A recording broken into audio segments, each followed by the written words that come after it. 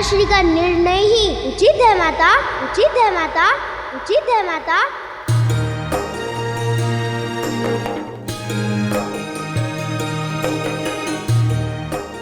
तुम्हें भी मुझे भगाने की शीघ्रता है?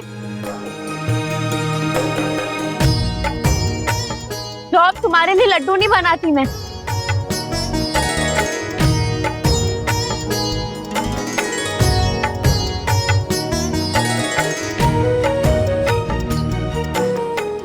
लीजिए देवी, अब तो गणेश ने भी हाँ कह दी।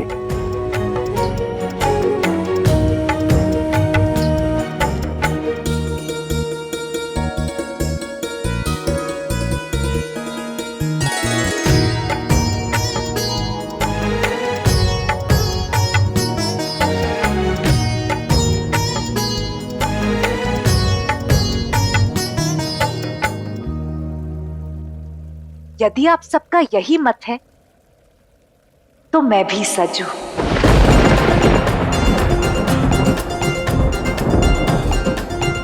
कर देते हैं पुत्री का विवाह, कर देते हैं पुत्री का विवाह, कर देते हैं पुत्री का विवाह।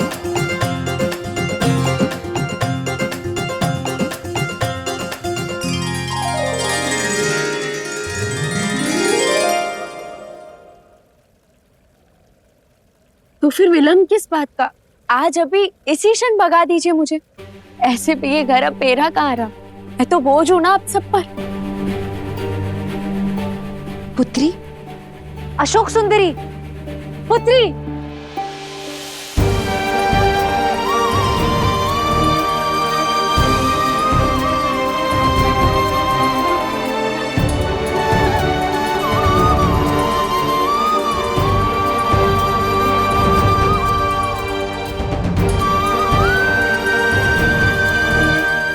मैं दीदी को समझाने का प्रयत्न करता हूँ माता।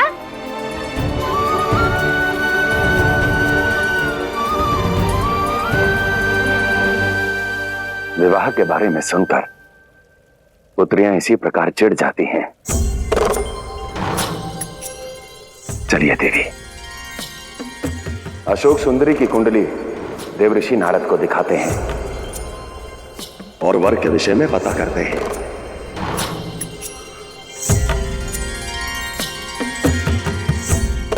पिताश्री, मैं तब तक विवाह की तैयारी आरंभ करता हूँ। अरे कुमार, अभी तो विवाह की बात ही चली है और अभी से तैयारी।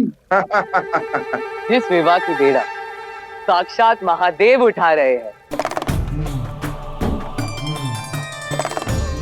उसके लिए सर्वगुण संपन्न वर मिलने में समय ही कितना लगेगा? कार्तिकेय, हर कन्या अपना भाग्य लेकर जन्म लेती है। माता और पिता चाहे कुछ भी क्यों ना सोच लें, परंतु पुत्री वही पाती है जो भाग्य में लिखा होता है, जो भाग्य में लिखा होता है, जो भाग्य में लिखा होता है।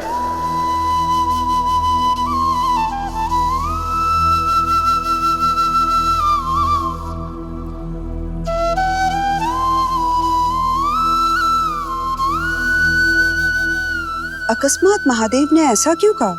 कहीं उनके कथन में कोई संकेत तो नहीं? संकेत तो अवश्य है। यदि महादेव चाहते तो मौन भी रह सकते थे, किंतु स्थिति कार्तिकेय को समझाने की आन पड़ी। बिना उद्देश्य महादेव कुछ नहीं करते। कहीं ये किसी आने वाले संकट का संकेत तो नहीं नारायण? इसका उत्तर तो देवऋषि ही दे पाएंगे, अशोक सुंदरी के ग्रहों को जोड़ घटाकर।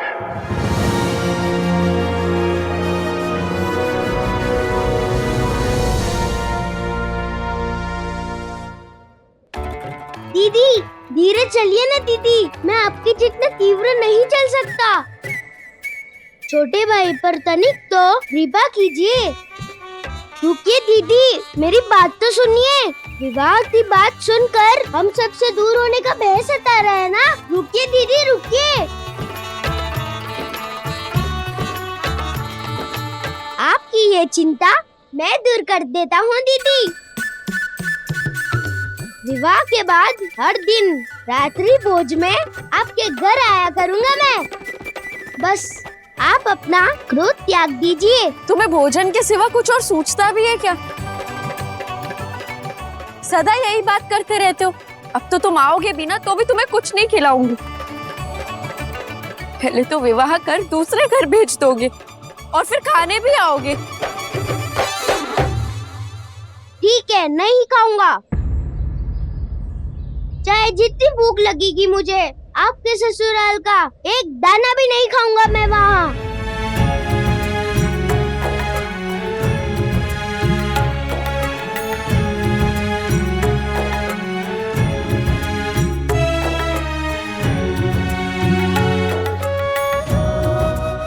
बहन के घर से भला कोई भाई भूखा जाता है क्या?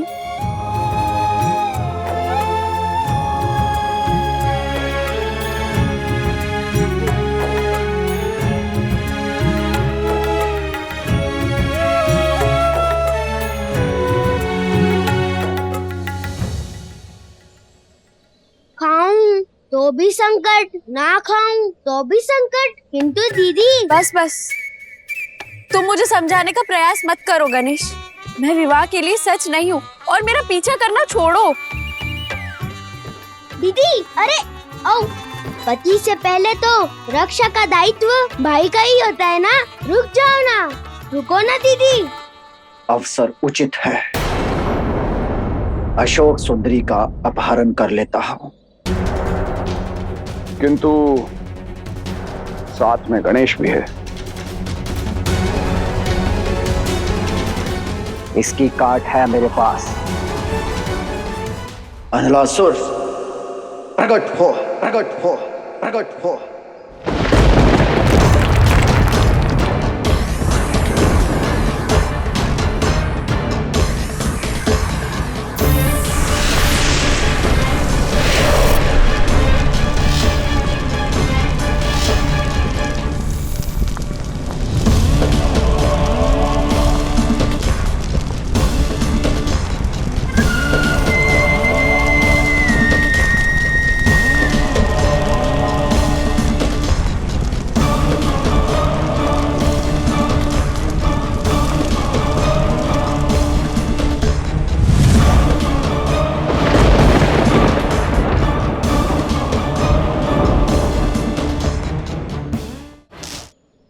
असुरराज, यह है मेरे मित्र अनलासुर।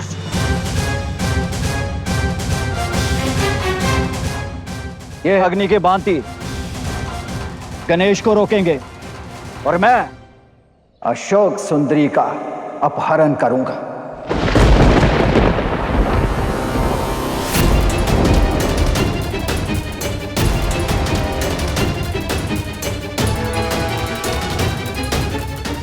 अति उत्तम। हुंडा, जाओ और इस बार सफल होकर ही लौटना। अवश्य असुरराज। चलो।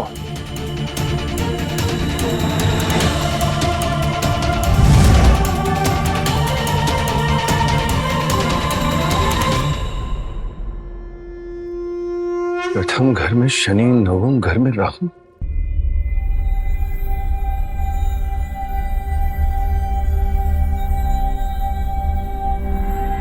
माता, महादेव, इस कुंडली में तो बहुत उलझने हैं प्रभु, बहुत उलझने हैं प्रभु।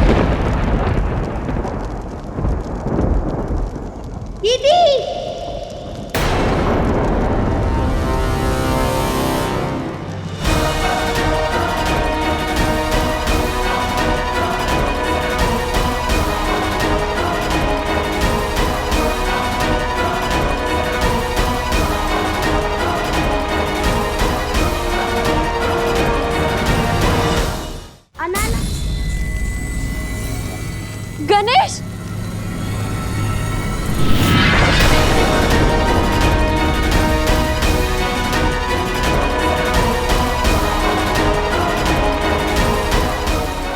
तुमसे विवाह कर शिव पार्वती का जमाता बनूंगा।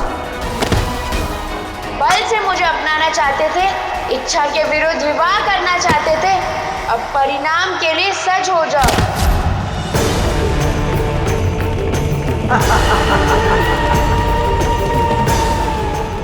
कहाँ चली अशोक सुंदरी? जो तब ना हुआ वो अब होगा। तुम मेरी वधू बनोगी और हमारा विवाह होगा, विवाह होगा, विवाह होगा।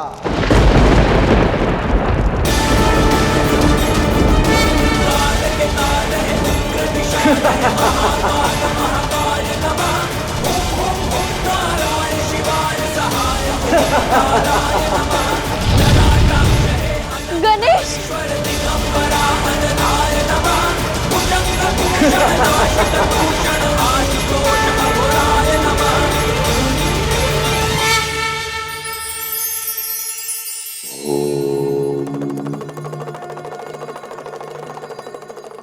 जीवन संघर्षों की यात्रा है, जहां पग पग पर नए संकट, नई दुविधाओं का सामना करना पड़ता है। किसी के भाग्य में कम संघर्ष आता है तो किसी के भाग्य में अधिक, किंतु जूझना सभी को पड़ता है। और मानव की उलझनें तो तब बढ़ती है जब अन्य हमारे मार्ग में गड्ढे खोदने लगते हैं। दूसरों के इस भाव से विचलित ना हो। सफलता का मार्ग, अपना पथ कभी ना छोड़ें, क्योंकि आपके यही शत्रु आपको छलांग लगाना सिखाते हैं, हर दुविधा से लड़ना सिखाते हैं, जीवन भावन का हर संघर्ष मिटाते हैं।